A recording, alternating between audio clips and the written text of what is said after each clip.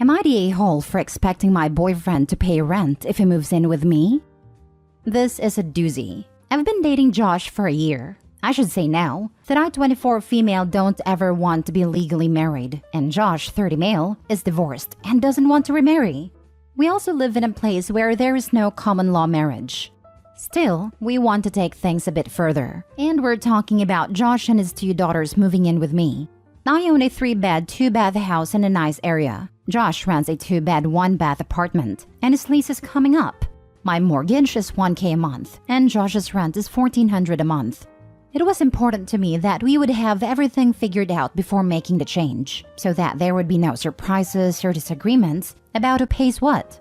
I figured it would be unreasonable for Josh to expect to just live with me for free, especially since I'd be giving up one of my rooms so his daughters could have a room. So, I suggested that Josh pays $700 a month to me in rent, half of what he is currently paying. I would cover the cost of any home repairs, internet, garbage, etc. Then, we would split utilities. Even though there's 3 of them and 1 of me, I don't mind splitting since that would be about what I'm currently paying, I predict. And since I meal prep once a week, I would just get my own groceries and he could get theirs.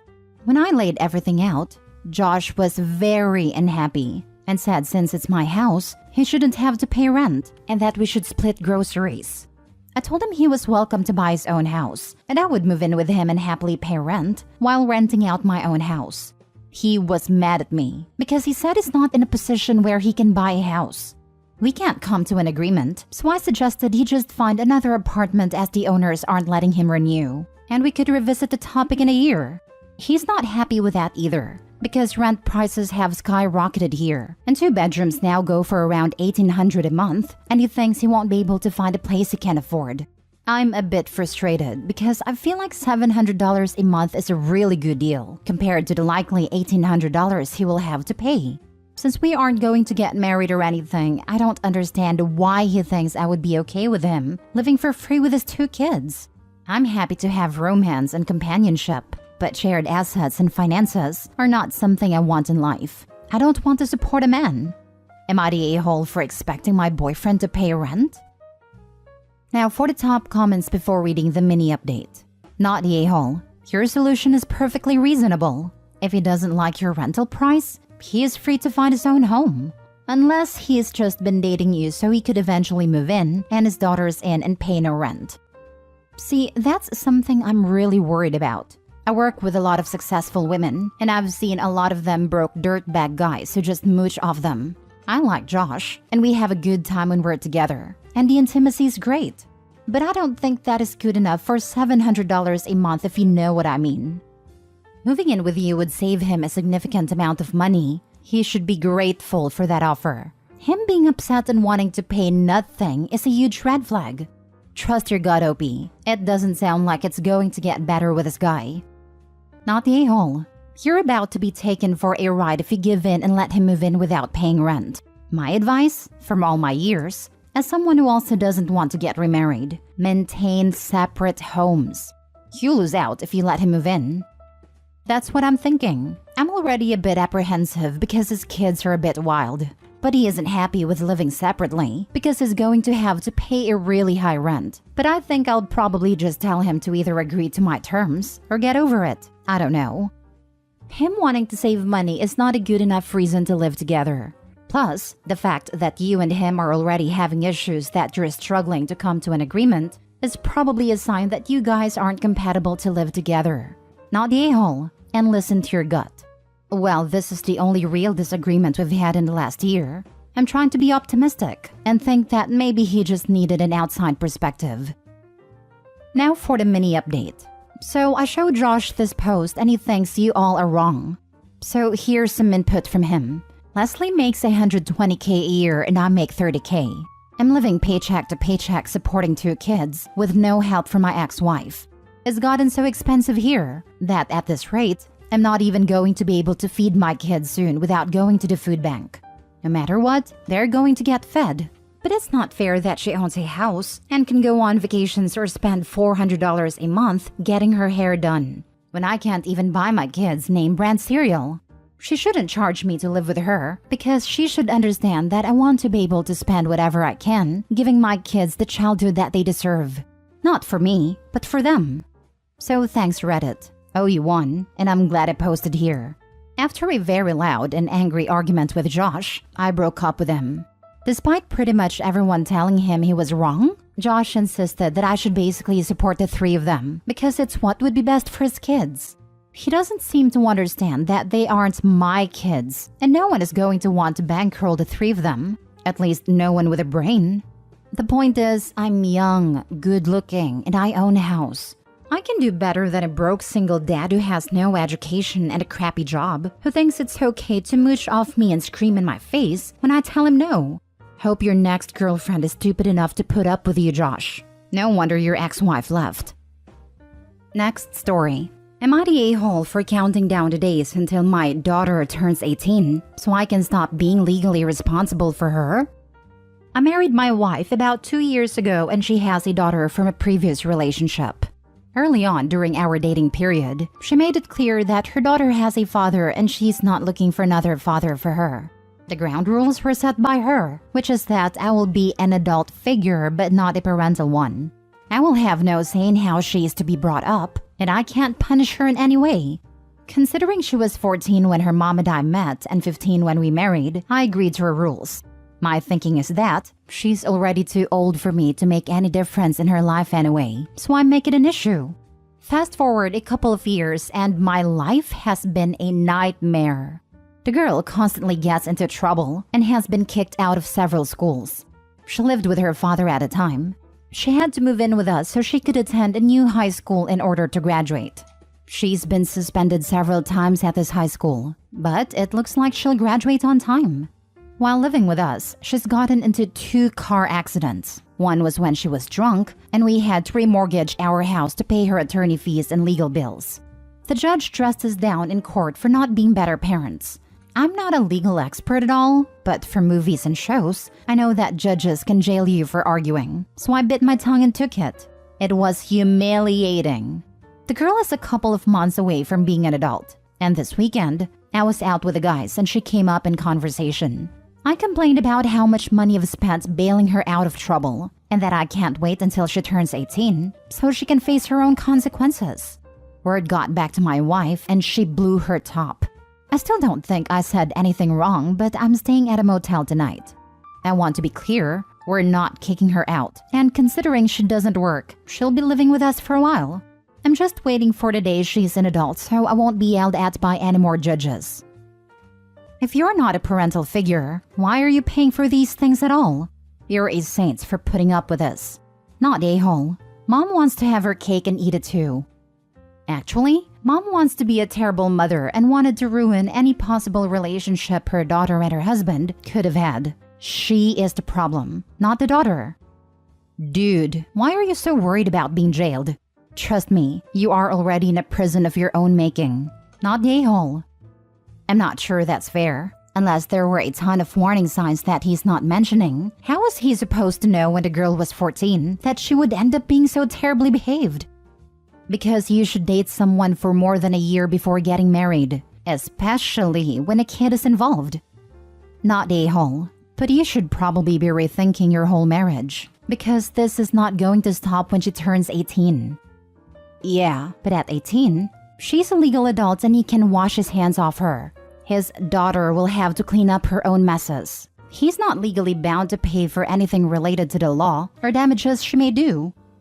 No, but his wife is still there and clearly doesn't like that stance. It's not going to be as clear-cut as 18 and cutting the cord. Next story. Am I the a-hole for refusing to pay for my in-laws to come on vacation with me? I have been with my partner for 4 years. He has 2 kids with his ex-wife, while I have none and don't plan to. Our household income is okay, and he earns the majority of it. He earns 65% of the total income. The last 4 years, he has insisted that we pay 50-50 to household bills, despite the fact he earns far more than what I earn, and his kids stay with us regularly.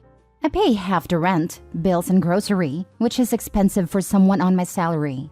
Then he wants to buy a house near his ex-wife so he can be closer to his kids. So he says it's important that I pick up 50% of the costs now, so that allows him to save more of his money for our future.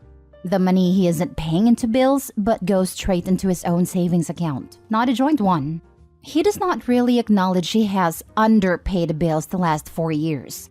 I've calculated he's underpaid between 16,000 to 19,000 pounds. When he first moved in, without his kids, I picked up all the bills. I paid out over 8,000 pounds in rent and bills, while I paid around 1,100 pounds towards food.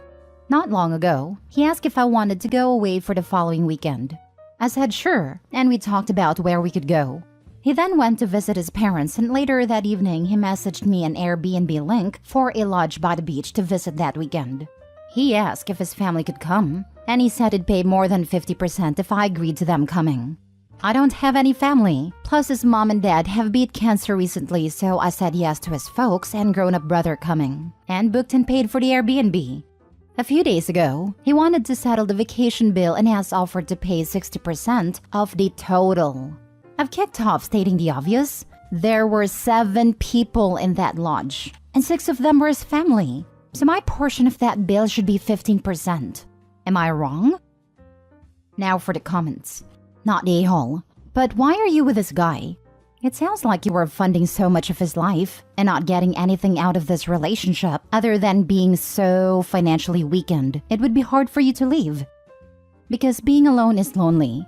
That's what most of these posts boil down to. Am I the a-hole for finally not putting up with this crappy person? OP, ask yourself this question. If the situation were reversed and you made more money than your partner, would you make the same demands that you are letting him make from you? So why are you allowing him to make you struggle and sacrifice when you would never expect the same if the situation were reversed?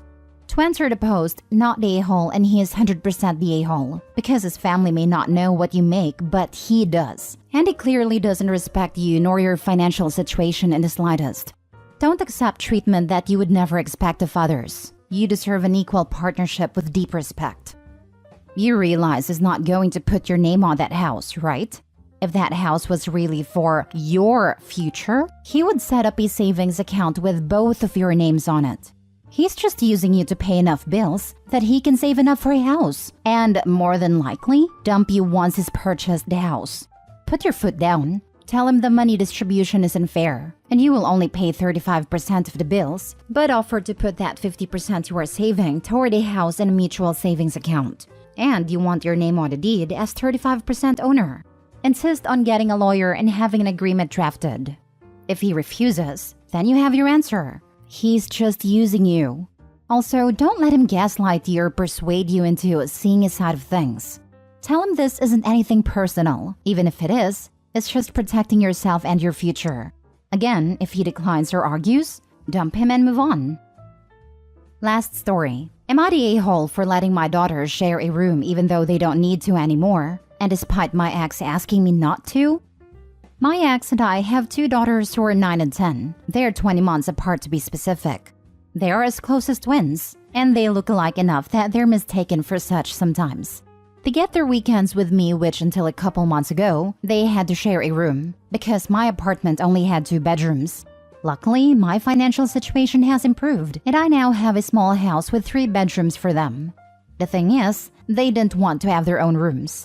They liked sharing because it's like sleepover every night, and asked me if they could keep sharing. I figured I'd be an idiot if I didn't support my children getting along, so I agreed. The extra bedroom is just a guest room for now, but if/when they change their mind, they can take it. Their mother is not happy about this. They never had to share a room over there, and apparently, they've been asking to. She's getting tired of that, and she asked me to split them up so they'd stop bothering her. I had a talk with them about not asking her anymore, and how different houses have different rules, but I'm letting them keep sharing a room. Their mother thinks I'm encouraging codependency and that this isn't healthy, but I've seen no sign of that. They're in different grades and classes, have different friends, and do different activities and cope fine. They're perfectly healthy, happy kids, and I see no harm in what I'm doing. But she says I'm going to cause tension between her and them by letting them do something they can't over there. Not the a-hole. Your ex seems pretty controlling and doesn't want her daughters to be happier in your place. I don't see anything wrong with them sharing a room if they want to. They're little kids for Pete's sake. That's it exactly. She doesn't want them getting excited about going to their father's. She sees what is coming and is afraid she will lose their love. And all she would have to do is let them share a room at her place, and the girls could be happy all the time. She is the one causing the rift. OP, you are not the a-hole.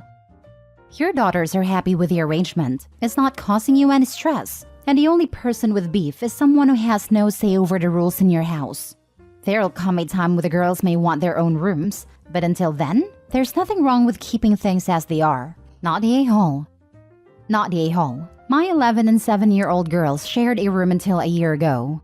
I try not to let them sleep in each other's rooms on school nights, but most weekends, they spend at least one night in one another's rooms or beds. The amount they and yours are sharing is not harming them at all. Let them bond. Once they ask for the space in a room, you have it. Good luck. Not the a-hole. When they're with you, it's entirely your decision. And sounds to me like you're making the right one. It's too bad mom isn't happy, but her goal is literally to make her kids less happy. So unless she's actually an expert on codependency, then her opinion here isn't worth more than what you think and what your kids want.